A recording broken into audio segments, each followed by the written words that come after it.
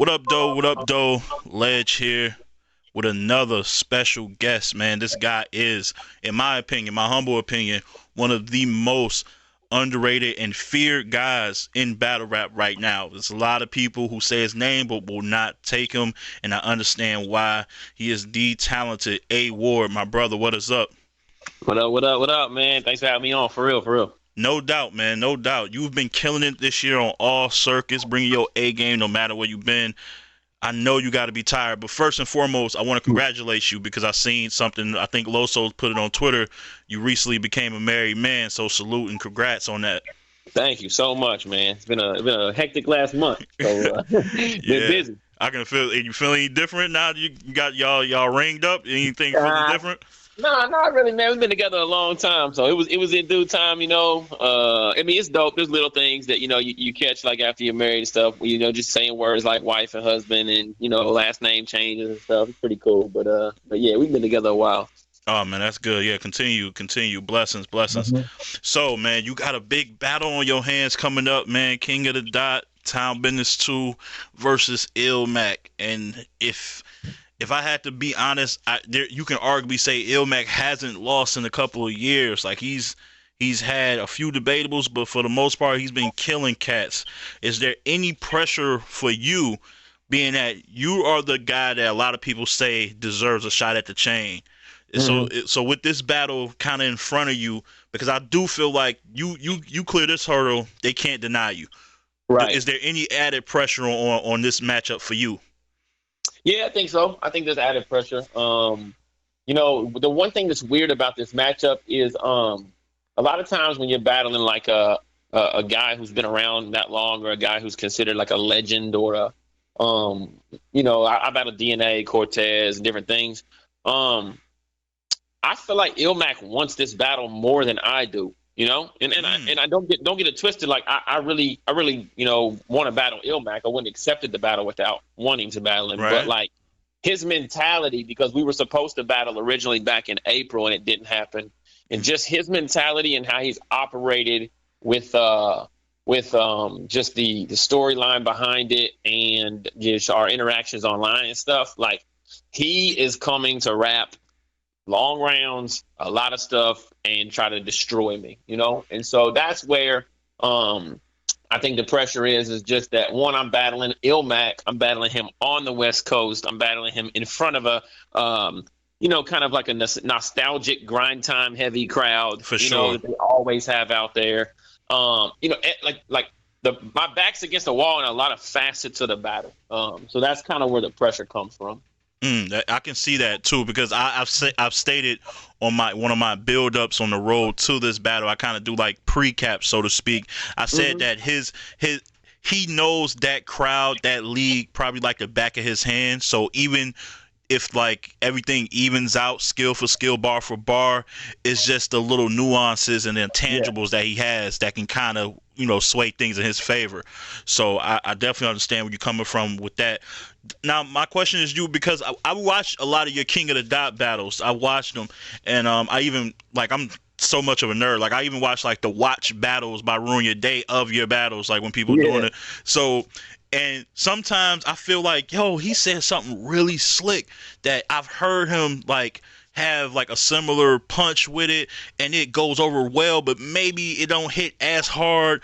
Is it, to me, I guess what I'm asking is, does your approach change a bit when you go on the King of the Dot, for instance, like when you go on these pay-per-views? Because do you feel like you have to simplify things because you're trying to win over the people in that building? Oh yeah. 100%. And I don't mean simplify, like dumb it down, like the crowds are stupid or anything like that. No, I know, but right. definitely, like, the culture in which I grew up in, is sports heavy, is hip hop heavy. I didn't watch a lot of, anime and cartoons and, like different things. So when you go to like Toronto for King of the Dot, and I watch sports 20, like ESPN is on right now. I'm watching LSU Ole Miss. You know what I mean? Like a lot of my stuff, like I can't use, in some of these crowds because they're just not going to get it. And it doesn't really fit that particular like scene, Yeah. And so a lot of that stuff kind of happens with King of the Dot, and you just got to adjust. You got to adjust accordingly. Like you said, Illmac knows that crowd, Illmac he doesn't really have too many references like that. He more just kind of like angles and kind of like internal rhymes a bit. Yeah, internal rhymes and multis and stuff like that. So where the content itself is not what's like you're cheering for, like because he's not a puncher. Right. You're more cheering for that. Oh, he's on this run of where he rhymed, such and such with such and such. Crisscross applesauce. Yeah. I don't say that gives ill will. Yeah. I didn't like that. Yeah, I didn't like it at all. I mean, and honestly, like you said, he hasn't lost. I thought he lost clearly to ill will, but I mean, no matter what in battle rap, people are gonna be, pretty subjective. So if you didn't choke, then you didn't lose. Right. Yeah. So with that in mind, is it? What do you take away out of your material when you get into one of these big matches on pay-per-view? Are you trying to implement more? Because this is what I've seen your battle versus Madflex, one of my favorite battles of this year, and I feel like it was a total role reversal because I've watched that battle 4 times and I watched it again before this interview. So the first round, I felt like you was much more serious and he was more jokey, but towards the end, you got into your humor bag, and he was dead serious. He had a really good third round. Is that kind of something that you kind of plan in as your approach, or it kind of just happens? Like, do you do any round switching at all? Yeah, I mean, I've done round switching before, but no, with Madflex, there's one thing you have to always do is be honest with yourself. Yeah. I don't particularly think that I'm gonna go in there and out angle Illmac. You know what I mean? So right. I didn't particularly think I was gonna go in there and out like technically write Madflex. Like, can I technically write well if I want to? Yes. But the crowd is not conditioned to listen to that from me. Therefore, no matter what, they're gonna be more, prone to follow Madflexes because that's what they're conditioned to listen to, Yeah. So with Madflex, I said to myself, like, sure, I'm going to go punch and do a lot of things, but I'm so versatile. Like people are still talking about run that backs and stuff, and I don't even really scheme or do any of that kind of stuff anymore. Like I'm more like, you don't know what you're getting. You can get humor, you can get performance, you can get punches, you can get like real witty wordplay. So like when I battled Madflex, I was like, I'm going to go do everything that he can't do, and like with the whole just making jokes and personally, like the third round, since I went last, like the whole touch of gray just for men beard stuff, like that stuff is hilarious. It was, but it because his round was so serious, I knew during his third round, like, man, I'm being funny. You know what I mean? Like it's not gonna match up well, But it was my third, so like even though that stuff would have been like really really cold, like it just didn't match up well with what he was doing, Yeah, but I don't know. I thought it was dope because it was, like I said, it was a role reversal. So it made for like these individual rounds that kind of stood on their own. Like it wasn't even, I don't know, it's hard to explain, but it was just like y'all first rounds was like a whole separate battle, like on a different day. A great battle, man. Especially like with that second round where it was like he did the junk drawer thing and then I did like the impression of him, And then, the first round, I thought the first round was just really, really good. I thought he had a couple bars in that first round that really made the round debatable. Obviously I believe I edged the first round and I believe I got the second, but he had like, they hold a candle to me, that line. Oh yeah, had, like, that was nice. Another one that I remember that was really kind of dope. Yeah, he was rapping to you, man. I feel like a lot of guys are bringing their A game. Like you got I would say A+ performance from Bill Collector. Bro, like, you're gonna see an amazing Illmac, man. When I tell you, like what he did against Ill Will is like probably a D+, and he's gonna be an A against me, like easy. Oh yeah, he knows that too. I feel like So again, everybody check that out. That is November 23rd. That's gonna be on day 1. That's gonna They hate me, bro. They hate me out there. That's why he's trying to kill me, bro. You think they hate you? They hate me, bro. Why is that? Because I do feel like it's a little weird over there. Like they respect you. You watch the Ruin Your Days, right? I know you could tell when you watch them joints, like the ridiculous, like the bias and like they literally refrain from like giving props, like to the point to where Avocado, I think, has gotten better about it because he knows that he's kind of supposed to be neutral. Got to balance it out. Yeah, but like when they watch them joints, like any opportunity to make a joke about something I'm doing or saying or whatever, like they really have like a little chip on their shoulder when it comes to me as a battler. I did. I'm gonna put this on record because I did. So maybe see, I really, I'm not. I'm gonna be honest with you. I really didn't notice it much more on yours, but I did notice it on a couple of Loso battles. Loso, yeah, So they went off on him too. Yeah. and particularly it was the one they watched with him versus B Dot. It was Yep. like it was a little weird. I'm like, so they kind of when he says something dope, they kind of go a little more in depth to break it down to find Yeah. flaws in it. Where it was B Dot, it was a little more, oh, isn't he just amazing? And I was like, hold Yeah. on, that's a little weird.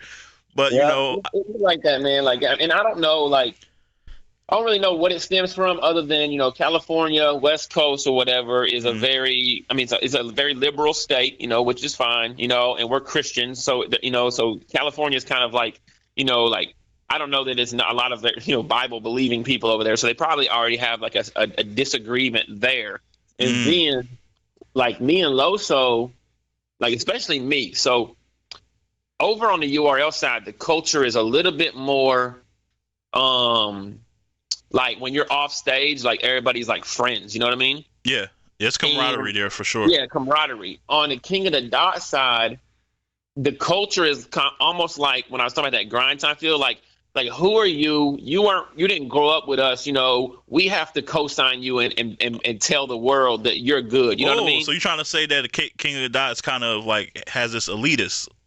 So yeah, in not King of the Dot, the league, you know what I mean? Like that's not how organic operates. But like on the West Coast side, it's kind of got that feeling like, like you're not good until I say you're good, and like gotcha.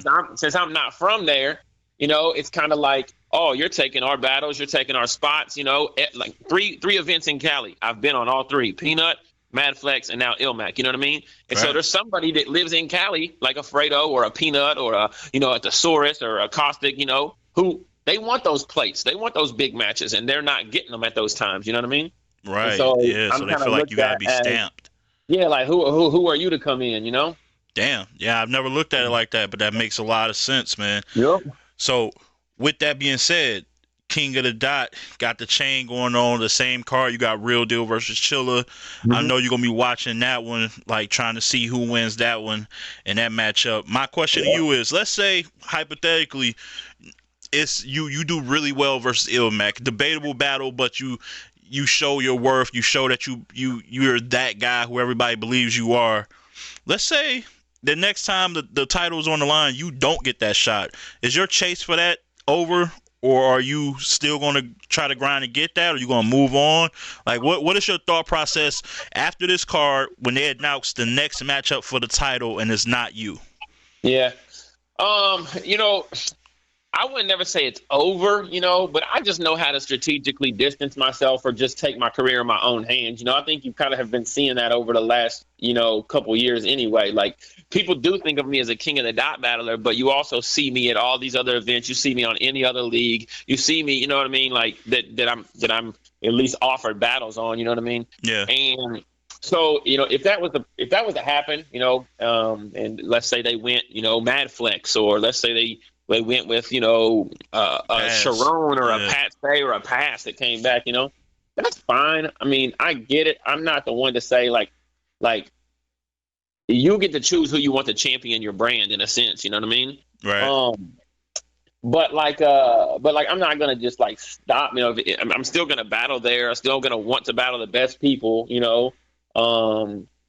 But yeah, I mean, I don't know. Like, it's not really like a situation where I'm sitting back and I'm like, "Woe is me! I can't believe you passed me up." But what I am saying is like, you will see it as a slap in the face, though. Yeah, because I'm the guy who continues to shun URL, continues to not take their offers, continues to be loyal to the soil, continues to like show up 3 rounds every battle. You know what I mean? And like really take it very, very serious. And it's kind of like, all right, like when are you going to come and say, all right, cool, we appreciate it. You've been doing this 3 years, 10 battles in a row. You know what I mean? Like, let's make moves, yeah. Yeah, I wholeheartedly understand that one, man. And speaking of, when we was talking about Loso, with your relationship with as one of the members of the Horsemen, man, because early on this year, a lot of people was like, oh man, they falling off because of the whole Loso battle with Briz, but y'all dudes have been killing it this year. Saga, his year's been phenomenal. He's getting bigger plates. You're on this Town Bidness card, which on paper, I've been on record saying this on paper, it looks like the best card of the year. So, that's a big deal. Loso had looks as well. He had a really good performance on, I want to say, Born Legacy versus Prep. I remember watching that. So I just want to know, man, did y'all get into a huddle and what happened? So what clicked? I mean, y'all always been nice, but I feel like this year y'all really just been on some destroy type stuff, man. What's been with that? I mean, we've had multiple talks, because at the end of the day, and not to be cliche or anything like that, there's a reason why we're here. And the reason why we're here is to, have an impact inside and outside the ring and continue to just be ourselves and, love God, love people, and compete. But when you're not getting the battles that you want, or when fans are going at you and like you see on Twitter all the time, we put up with a lot of just random people who think they can just say whatever they want, whatever they want to say. We really just got to huddle up and stay strong in our foundation and say hey, this is what we're here for. Let's hunker down, let's spar. What's your ball? What's your ball? And just hold each other accountable. So we had a few of those conversations, and a lot of people don't know, I'm the one that told Loso to take the Briz battle and he wasn't going to take it. So, really? So, Loso hit me and was like, yo, they called me about battling Briz on a Super Bowl card, He was like, but it's in 14 days, and at the time, me and Loso, we have full-time jobs. Well, Loso doesn't now, but at the time, we have full-time jobs. So we're working 40 hours a week. He has a wife. I have a fiance. You know what I mean? There's a lot of stuff going on in life. Right. And so I tell Loso, I'm like, yo, you got to take it. And he's like, why? And I'm like, because, he said it's a Super Bowl event and Julio Jones is hosting it and it's one round, I'm like, nah, bro, that's a great opportunity, that's dope. Julio Jones, it's in Atlanta, the Super Bowl, all that stuff, whatever. He's like, I don't know, man. I'm just busy at work. I don't think I could do it. I was like, listen, I'm cool with you if you don't want to take it. That's fine. I get it. It's your career, whatever. I was like, but if you think you can make that happen, I was like, I don't see anything other than good coming from it, Yeah. And then, of course, it was 12 days prep. And, Briz had a clip and he obviously had choked or whatever, and so after that, it's we kind of had to come back and be like, all right, let's not put too much on ourselves. You know what I mean? Right. Let's not get so caught up in name, battle, stock, this, that, and the third that we really just run ourselves dry, Yeah. So, man, that was wow. You just dropped a gem on everybody. I did not know you was the influence on that one, man. How did jokingly, but how did Loso feel about you after after that battle? Nah, he didn't. It wasn't that I wasn't the final yes, you know what I mean? But I'm probably one of the few people that he talks to that he values, the insight, So when URL offers him a name or offers him a bag on a card or whatever, we talk and I'm like, okay, cool, are you is it a good name? Is it a good card or is it a good bag? One of those three things it's got to be, Right. We're not just out here battling Joe Schmo, mid-tier dude, for 1,000 just to keep ourselves active, No, I respect that, y'all. But definitely. He didn't. Yeah, he was cool with it though, and we laugh about it now or whatever. But yeah, I felt definitely a little guilty, Hey, it happens though. It happens. I mean, it happens even with trading bars, where I'm sure y'all think something no, that's going to work, and it kind of falls flat, But it happens. I know he trusts you. He'll probably come to you again whenever. So it's all good. Now, man, I would be remiss, and I wouldn't be a journalist or any type of pundit or interviewer if I didn't ask you your situation with the URL. I know there's been talks about it. People want to see you. I've tagged you millions of times on Twitter, trying to match you up against guys just in my head, because I just think you're so versatile. You can match up with literally anybody over there. So just inform the people what's really been going on behind the scenes with as far as discussions with you and people over there at URL. Well, I mean, so the difficult part about talking about URL is one, it's the thing I get tagged in the most, on Twitter. It's URL, why is it war? Boom, boom, boom. It always goes back and forth. Mm-hmm. You don't want to burn a bridge with URL by releasing, private information online to social media just because everybody keeps asking about it. You know what I mean? Sure. So I understand that. I always tell people publicly, like, if it was just as cut and dry as, hey, we want you to battle this person here, a PG, for free or whatever, like, I would have been on URL a long time ago, like, there's not, my ego is not so big that I'm like, like I was offered Ace Amin, I was offered Jada Nightwing, I was offered these guys in the last 6 months, I was offered Brooklyn Hands, I was offered, like, I've been offered like literally like 8 to 10 different battles, and like I've even said, like, I'll do the PG, but there's more business that goes around, it's not just like as easy as that. Okay, hey, well, cool, we got you, and that's what the holdback is. So finally, the last event, I basically just told Norbs and P, both of them always hit me up. It was like, look, like, you're always coming at me with these strings attached and stuff. And I'm never going to say yes with those strings attached, So just like, just hold off. Or if you find a situation where you guys can make it work to what, where we can compromise, cool. And so since then, they haven't really offered anything. But the door is, I think, always open for me. But it's just like I don't move, that I don't move that way. So. Right. So do you think at any point they will ever kind of come at you? Because like, I'm in sports heavy, and you know how that goes. They counter offer with a whole different negotiation on the table. Do you think that'll be coming anytime soon? Is it performance based? They trying to monitor you, see what you're doing, then be like, all right, his buzz is growing even bigger, let's hit him with this, then let's take this off because he wasn't happy with this? Or is it just like they're not going to budge and they're kind of waiting on you? No, of course they will. They'll budge. I mean, they'll, if that was the case, they probably would have stopped asking a long time ago. Can you imagine me declining 4 or 5 different battles, and then them? I mean, if I'm them, I'm just like, all right, this dude don't care about us. Stop asking him. You know what I mean? Mm-hmm. Like, I've said this on a few different podcasts. My first battle ever was September 20th of 2015, so 4 years ago.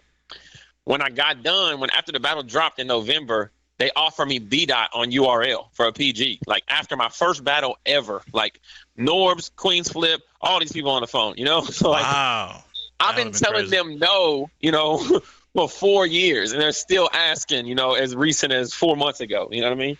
Wow. So because they're a business and because they're driven by demand and talent and just, I mean, let's be honest, I'm different. I'm white. I'm Christian. I obtain a lot of different things that could be beneficial to their roster, other than just being another Goonie. You know what I mean? Yeah.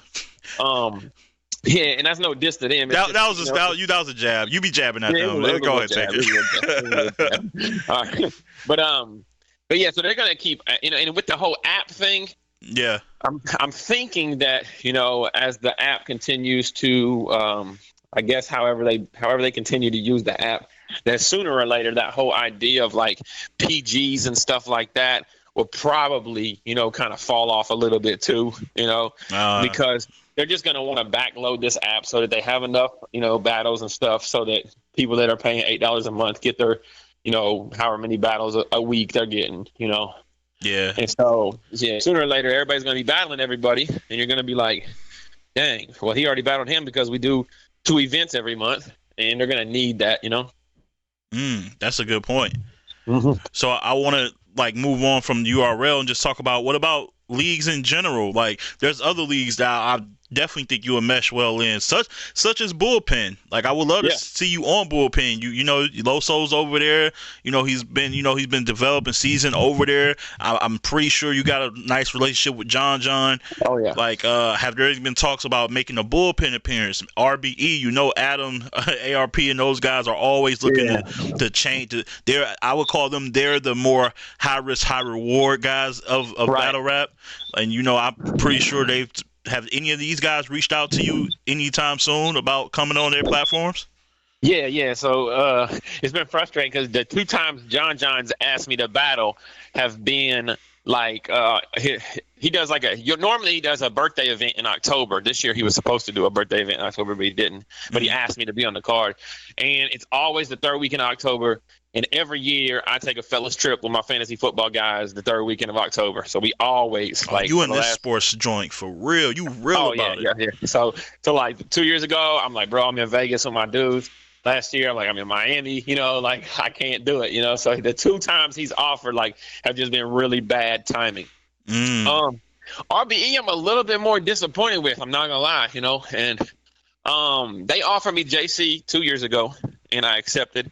What? Yeah, so I accepted. I signed the contract. I got it back to him, and then about 4 days later, they came back and said JC, I guess, changed his mind, or something was going on. Like JC was battling on URL a week later or something like that after when I would battle him, and so I guess he didn't want to he didn't want all that attention to drop on an RBE card, and then URL felt a certain way. Oh yeah, okay. So it's not like URL blocked it, but it's manipulation. It would look away, definitely.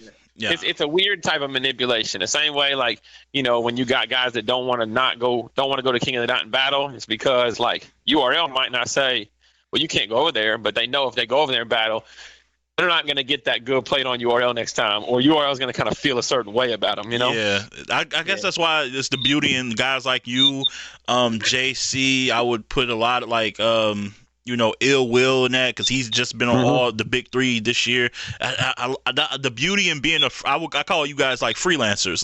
The beauty in being a freelancer is really beneficial. Yeah. And at any time you guys can even pop up overseas. And speaking of that, you were scheduled to battle, I believe.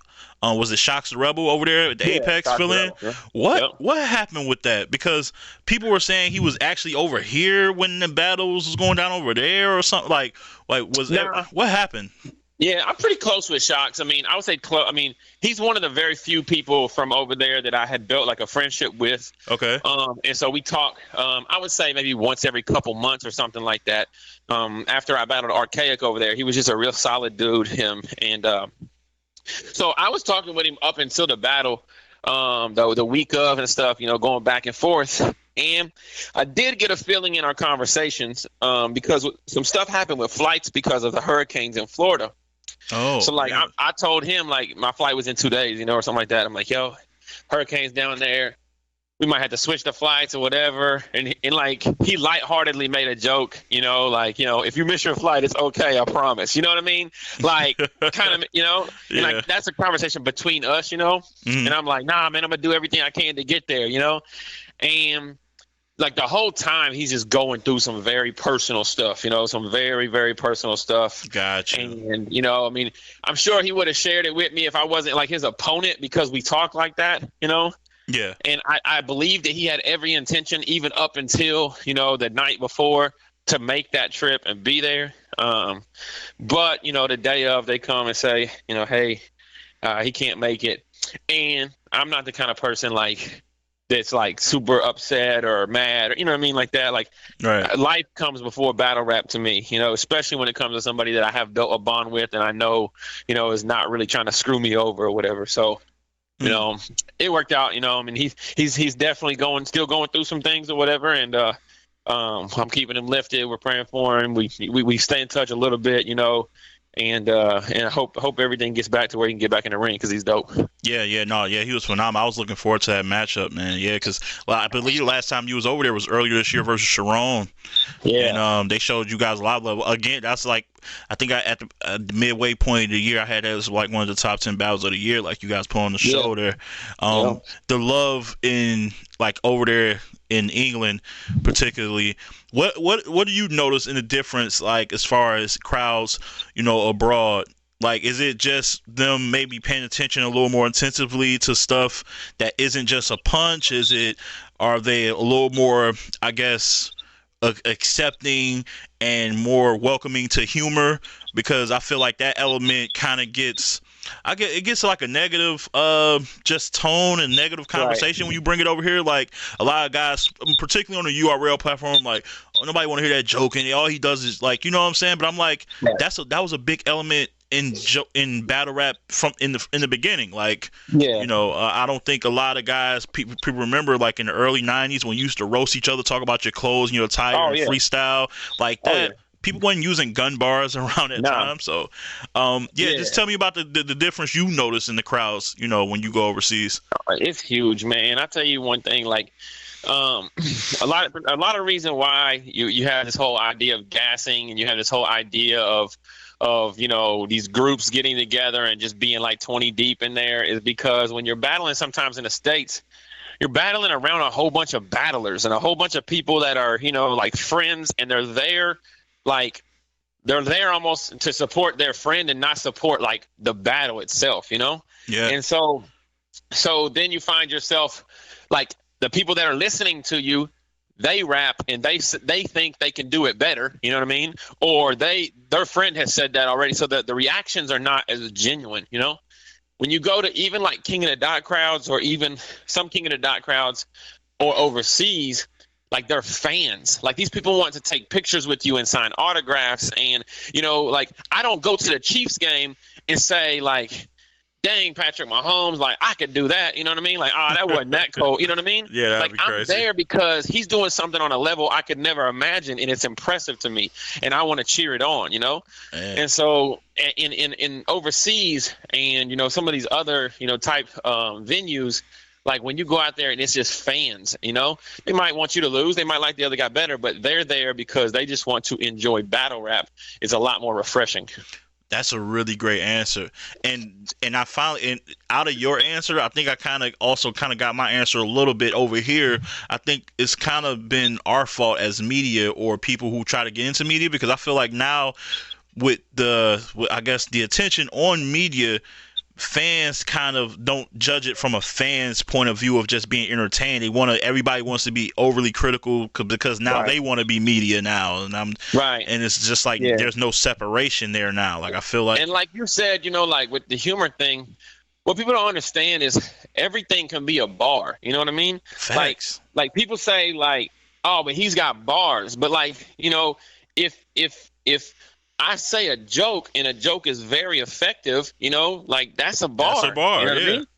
And so that bar counts just as much as, Thank a you. punchline, a gun bar punchline that's aggressive. You know what I mean? Thank you. Yes. And just like with Illmac's not a puncher, but sometimes his multis and how he sets things up and the internal rhyming and stuff is like, I mean, if we did do it to boxing, that would be like a punch landed. You know what I mean? Yeah. Like that would be an effective, type thing. Yeah. One's throwing a jab, one's throwing a cross. Yeah. It all counts.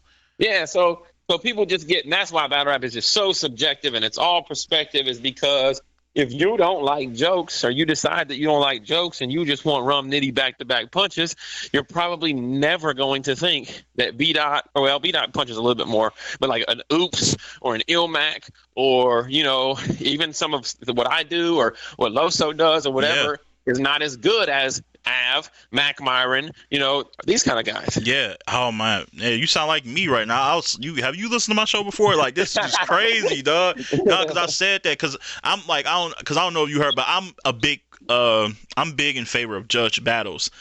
So I love it. Like I think in order to take this sport to the next level, for big sponsors to look at it as a serious business, because right now I don't think no serious sponsor will look at it and be like, this is kind of an exhibition. There's no finality to any of these, Right. any of this stuff. But then I'm kind of torn because I'm like, it all depends on what type of judges you're getting, and Right.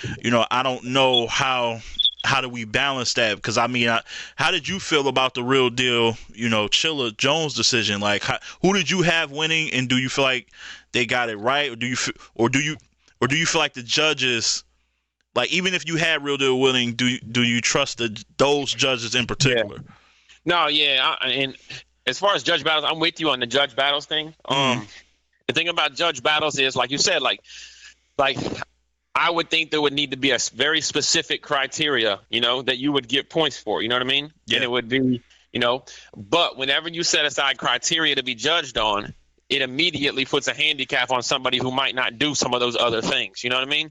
So then you have to switch up styles or something like that. And you're like, yo, like, a puncher or whatever might be like, dang, or maybe I need to like, come out and angle a little bit more to get more points here or there, and so it can kind of mess with it. But when I watched the battle live, I had Real Deal winning.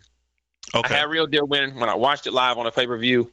I had him winning 2-1. I had him winning the second and the third. Second and third. Okay. Yeah. And then when I went back and watched it again a few weeks later, I had Chilla Jones winning. First and second? And I actually had Chilla. No, I had Chilla winning the first and the third, actually. Really? Yeah. Wow. Was it the first and the third?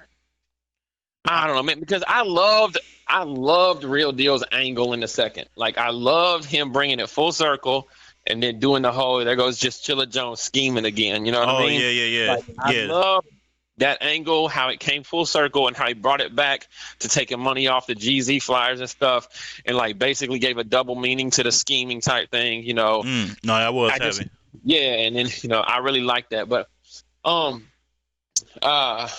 might have it might be first and second now that I think about it. But I mean, regardless, like I did have Chilla winning the second time I watched it. So with that being said, I mean, it's just close, bro. It's really close, and I can't imagine being in the building, standing behind them, and having to make that decision, Yeah, I guess it was just tough for people because this is my thing. I like I said, I'm for judges, but the only thing I would do particularly with King of the Dot, I don't think it's in the best interest to have judges that also could be vying for the chain as well.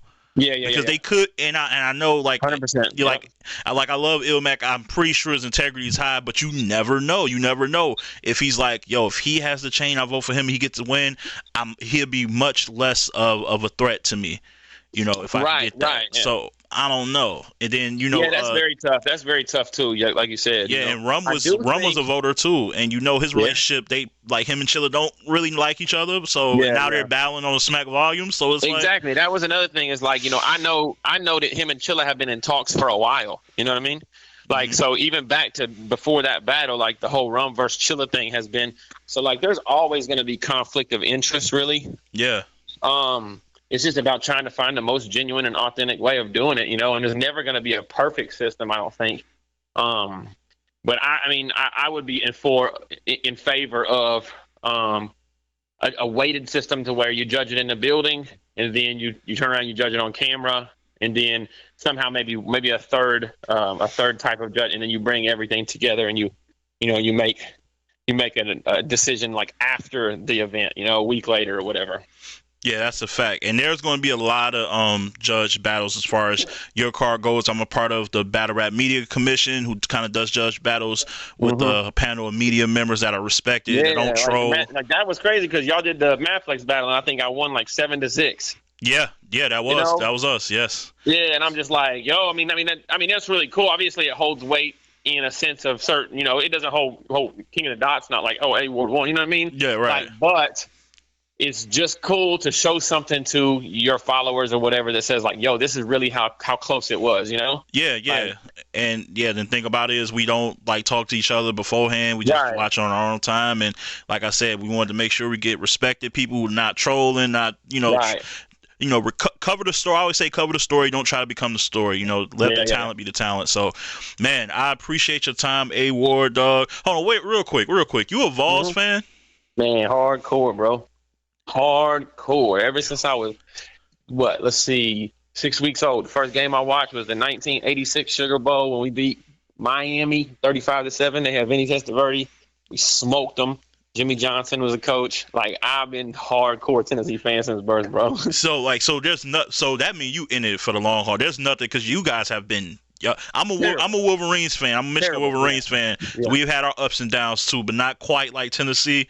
Nah, bro. Nah, we've been terrible for the good part of a decade, and it's frustrating because like my whole life growing up, an 8-win season was a disappointment, Yeah. And now like I'm like, can we get 7 or 8? Like it's the coaching carousel. It's the the idea that Bama and Georgia and these teams are not having to ever rebuild. They're just reloading, And But hold on. I'm a like I said, I'm a sports junkie. I keep up with Mhm. recruiting as well. You guys have had even in down years, when y'all had Butch Jones, I was like, how are they still getting good like 4 and 5 star kids? Oh, don't get it twisted, bro. Knoxville is like when you come there and you see we have like probably us in Oregon, and I think there's maybe one other school have the #1 facilities. When it comes to the athletic department in America. Really? Like, That might be you walk Clemson in with there, y'all, yeah. Yeah, yeah. And actually, the emergence of Clemson has been very, very difficult on us. I didn't think about that. Yeah, when I was growing up, we didn't lose anybody to any ACC teams. All the recruits. Like Trevor Lawrence, Taj Boyd, Armani, T. Higgins, and the other receiver for Clemson. These guys were all like verbally committed to Tennessee at one time. Yeah, T. Higgins is from there, right? Yeah, T. Higgins is one of them. Is T. Martin's son. I don't remember if it's T. It's not T. Higgins. T. Higgins is from Knoxville. T. Martin's son is another wide receiver, which T. Martin was Tennessee's quarterback that won a national championship. Yeah, of course. He was a coordinator at USC for a minute too, right? Yeah. So now, like these guys that we were getting, I mean, bro, there used to be NFL drafts used to just be Tennessee players, like first round, second round. You know what I mean? Like it was heavy back in the days.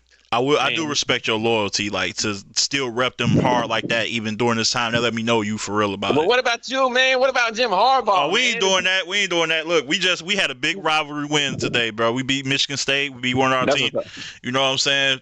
But like, I'm just like, I know because from your standpoint, like, so me, I'm in a position now where I'm like, we got to get back to competing to be in the SEC championship game, right? Yeah, it's baby steps. You are like, no, we have to get back. We have Jim Harbaugh, like we are on the cusp every year. We need to be in the college football playoff, Yeah. Like, that's your goal. Yeah, it is. We came close one time when JT Barrett, we thought we got stopped him for a 4th down. It gave him inches, and that kind of derailed us. And then, all these I always say, and like if everybody look at the head coach, but you got to think if you're a kid and you got 4 and 5 different coordinators the whole time you're there, that is difficult to do. You know what I'm saying? That's difficult to try. That's the one thing that impresses me now. I hate Alabama with every inch of everything, but the thing that impresses me is that, man, they lose their coordinators to head coaching jobs every year. You know what I mean? Yeah, and still still able to bring other guys in, and do what they do. It's wild. Who's the favorite right now for the national championship? Please don't say Ohio State. No. I think it's Clemson. I think I'm like until you beat the champ. You know what I mean? But I mean, I'm impressed with LSU. I think is better than Clemson. Me too. LSU to me is better than Clemson. But like if I'm the kind of person where like Clemson is still cold blooded, man. They really are. Yeah. That Trevor Lawrence is different.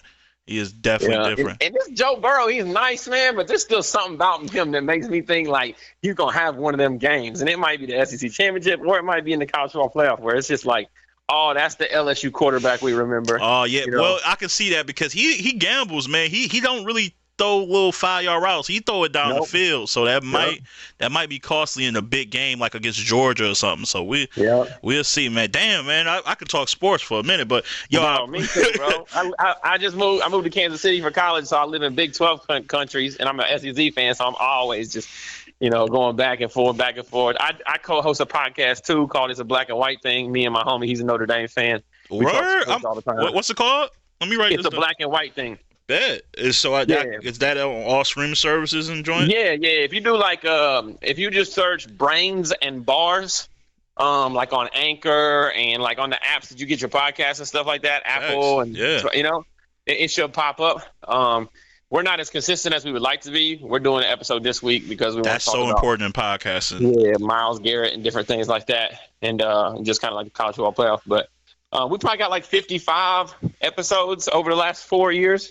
Something like that.